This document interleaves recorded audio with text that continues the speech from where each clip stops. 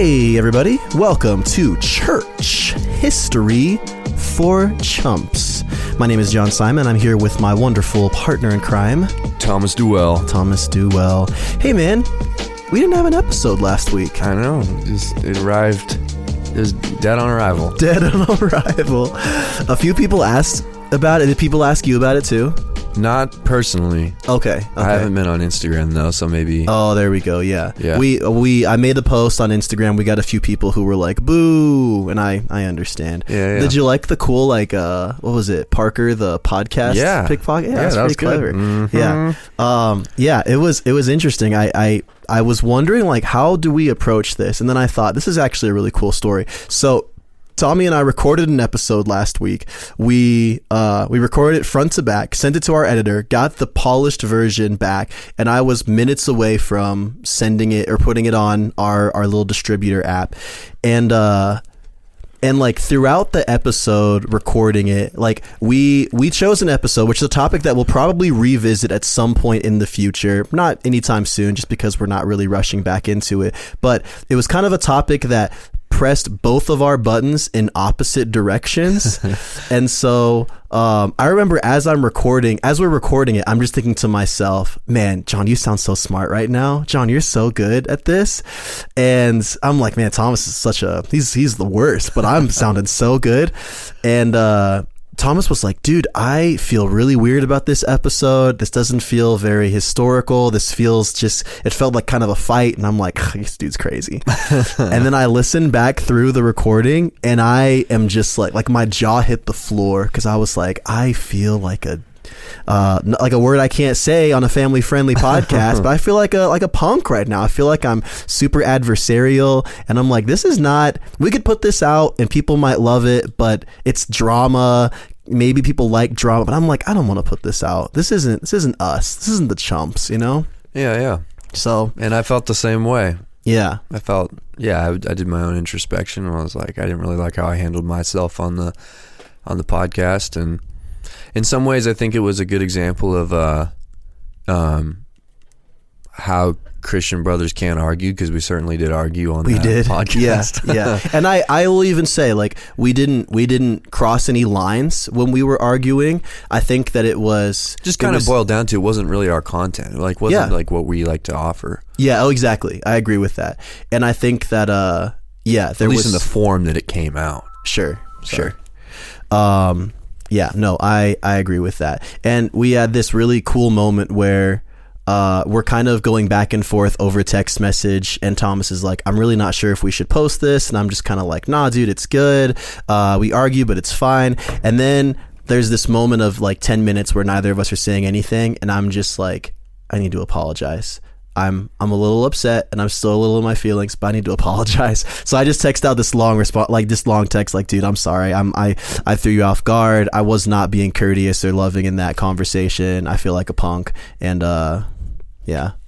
And I was like in the midst of typing up my own response, which I thought was so cool. Yeah. It was good. So I don't know. There's something about just being professional podcasters like we are, where the flow of content is it's a God you want to keep making sacrifices to. You want to keep plugging that content out because there is that little fuzzy dopamine feeling of getting listens and getting people who love your stuff. But this was one of those moments where it's like the wheel of content tried to crush us, but we just said, nah, we stepped aside. That's right. Keep on rolling. Yeah. So I love that we saw through the charade and we were able to pick brotherhood over content. So yeah.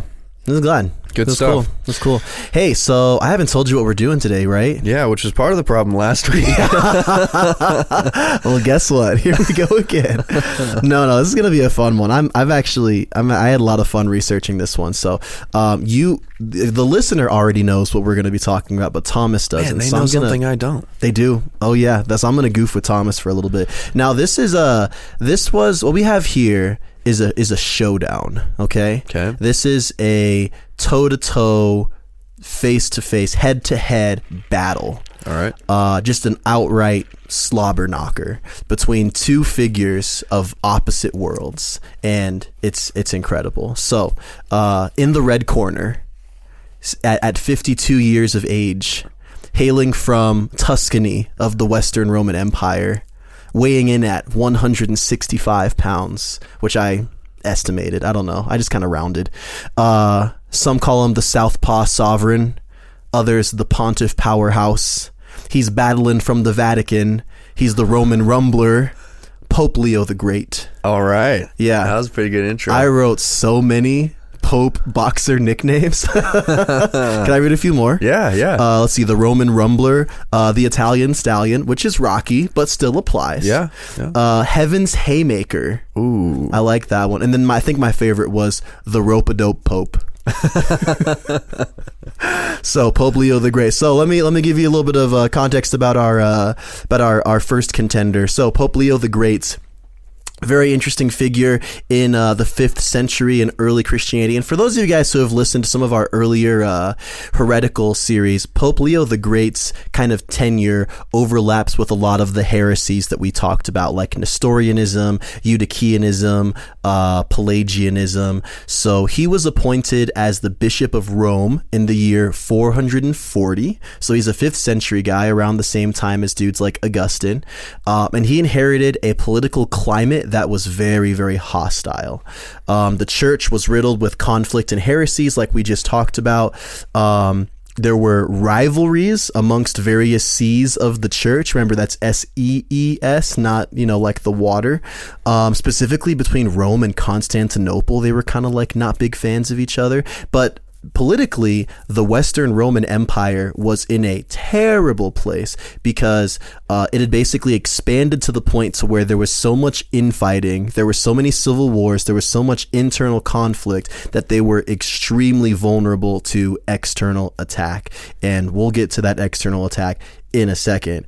Another thing about Leo, though, he was a very controversial figure. And the reason for that is because he was one of, probably actually not even one of, I would say he was the first Bishop of Rome to make an argument for this idea of papal primacy. Because at this point, all of the holy sees, which were Antioch, Constantinople, Jerusalem, Rome, and Alexandria, all of those were seen as like kind of the cultural hubs of the church. Rome was interesting in that Rome was the only one in the Western church, and all the other ones, specifically I think Antioch and Alexandria, kind of always fought for the head honcho of the East.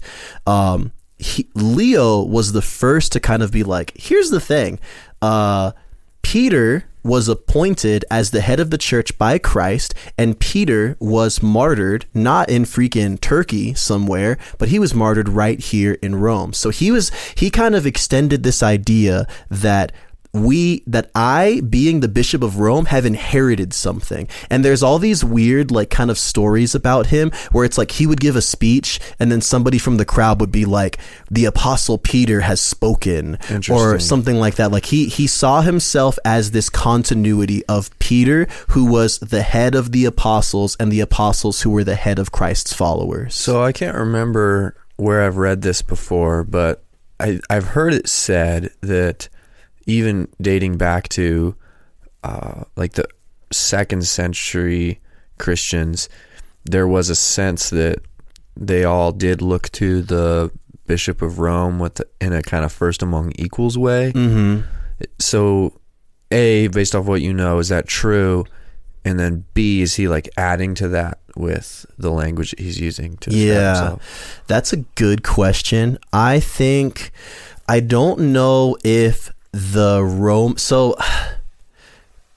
Roman church, and we see this a lot even as we've talked through some of the heresies, like there's an interesting conflict in that Western and Eastern churches have their own kind of cultural distinctives, and with that they have their own approaches to theology. And so the Eastern churches always kind of congregated around themselves, and so I think it was very easy to see Rome as the pinnacle of the Western church because there wasn't really a significant see in their empirical territory.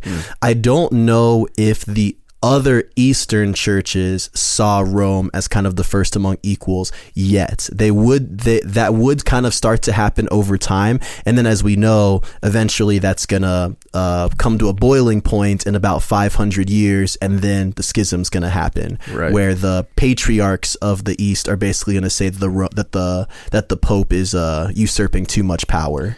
Which the language of primacy does, to me, that sounds completely different than first among equals. Yeah, that doesn't sound like that at all. That's actually higher than. Right. And that's what's interesting to me about how the church is developing around this time, because I think like people often attribute to Leo that he was a unifier. Like the reason he was such a theological titan, the reason he was a political leader was because he was trying to take a very fragmented church and unify it, which is true because there were heretics running all around the empire. There were political and foreign threats.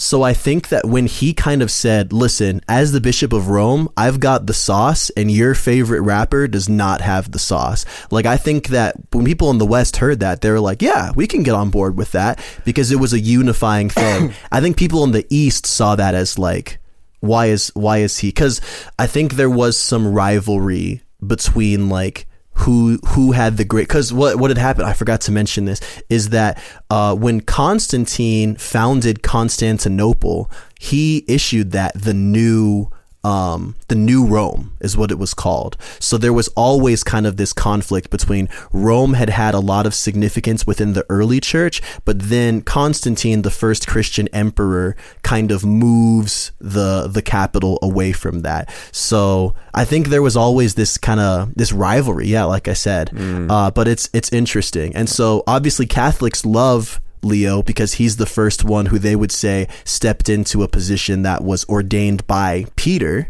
or ordained by Christ and first given to Peter. And then of course others kind of see him as maybe he overstepped, maybe he overcorrected. Yeah, I don't know. So before you do it, are you going to introduce like another fighter here? Oh yeah, man. Oh, don't you worry. Let me know before you do that. Okay. All right. Let me make sure I didn't. Oh yeah, a couple other things I want to mention about Leo. He was not a slouch theologically either. We've mentioned the Council of Chalcedon again back in those heresy episodes.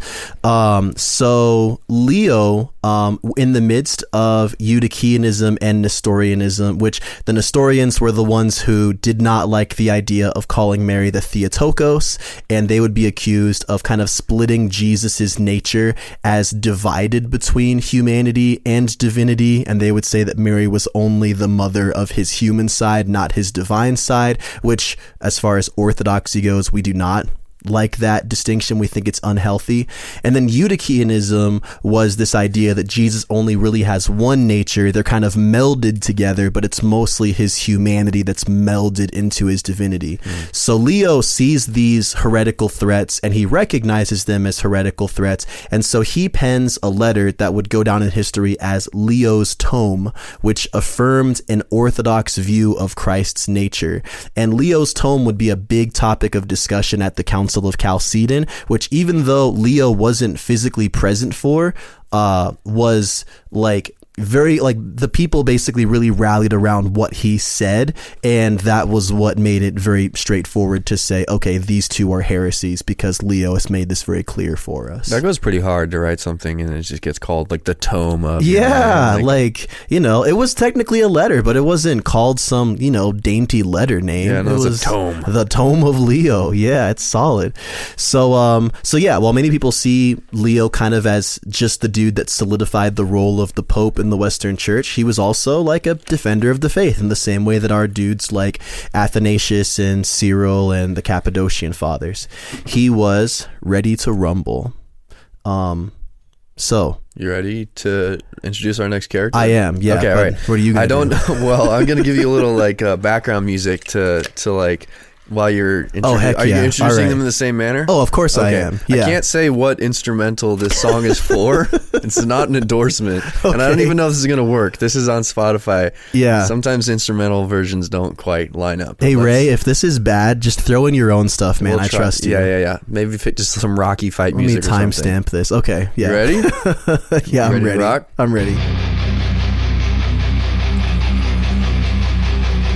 And in the blue corner, from parts unknown, weighing in at 215 pounds, at age 45, he is the beast from the east, the scourge of God, Attila the Hun. Attila! Yeah, that was pretty good. That's great. I can't wait to hear that back. Yeah, that'll be good.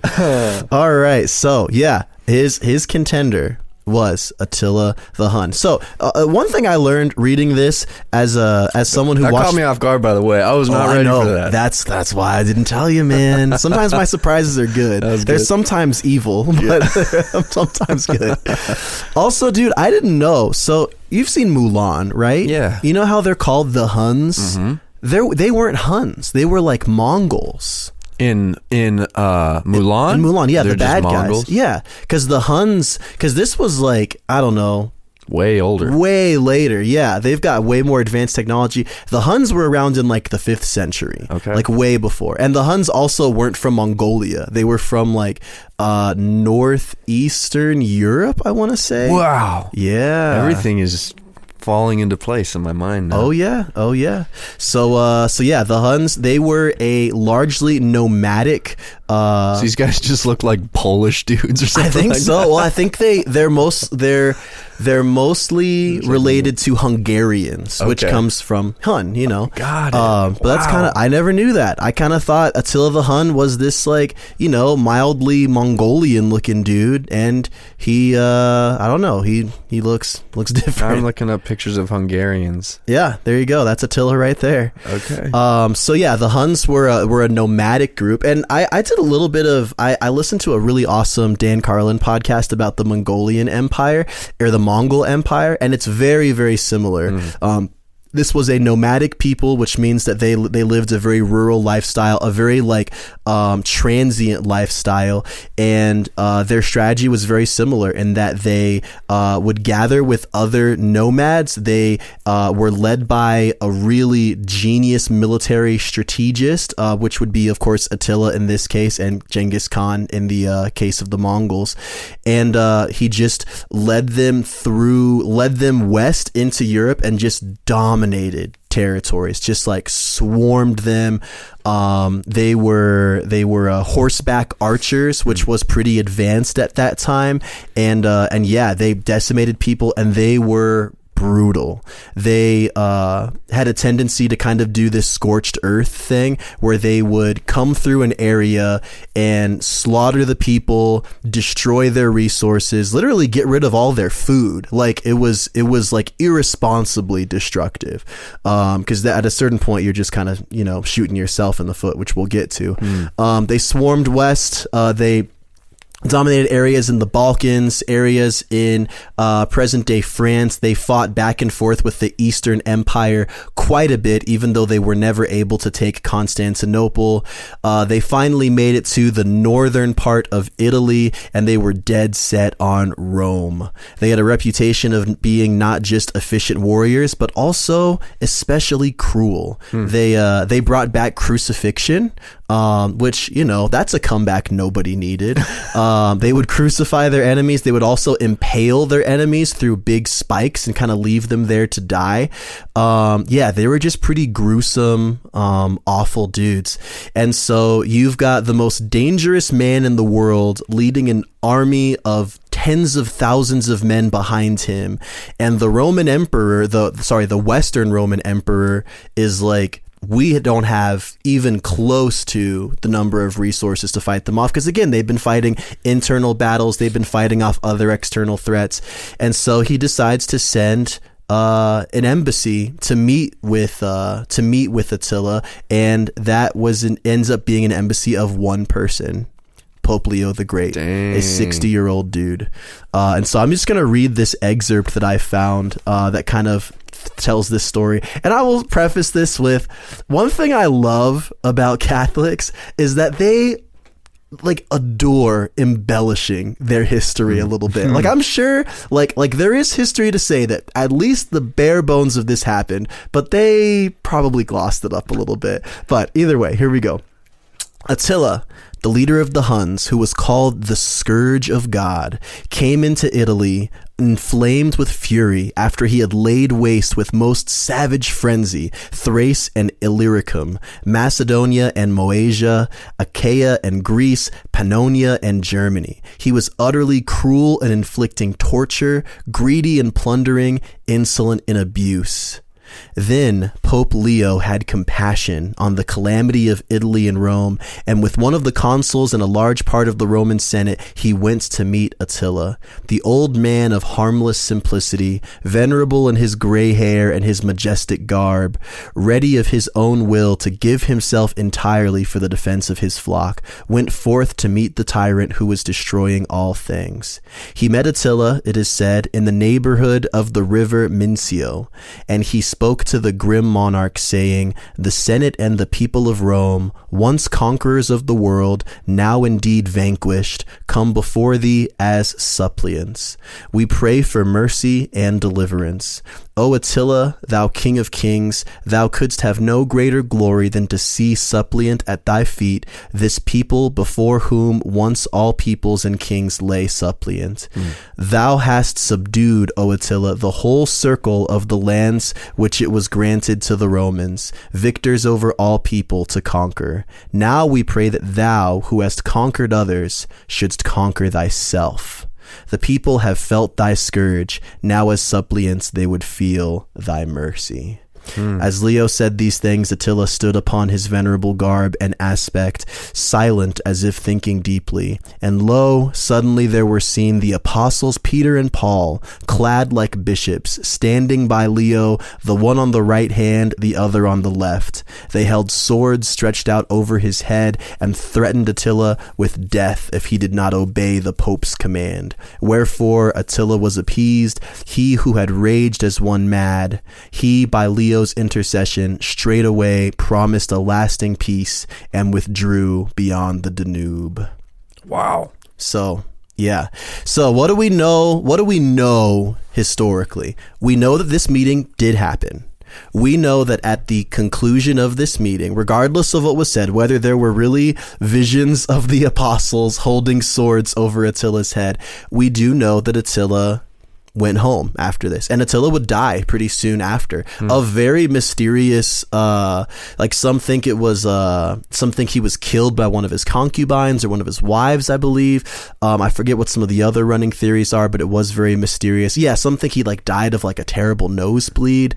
But have you seen Raphael's painting of this instance? I think so. This meeting? I think so. It's really yeah. cool. Yeah. The apostles are like flying like over them with swords. Oh yeah. So we know that this really did happen. There are historians who believe that there was a famine that had gone through Attila the Hun's army, and that Attila knew right off the bat as he entered Italy that he was going to have to turn around soon, that he was out of resources. Because again, this dude had a habit of burning down everything behind him when he would pillage a city, which means that they didn't have any resources to refresh themselves with.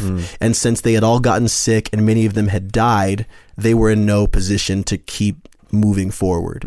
And so they did have to go backwards. Now, the more embellished story is that he was threatened with death by the visions of the apostles. Some have interpreted this as God actually struck his army with a famine to keep them from coming through, because remember, this is Rome. This is Rome, a place of massive Western Christian significance. Like, they were going to come in and slaughter the people and destroy the churches and burn the city to the ground.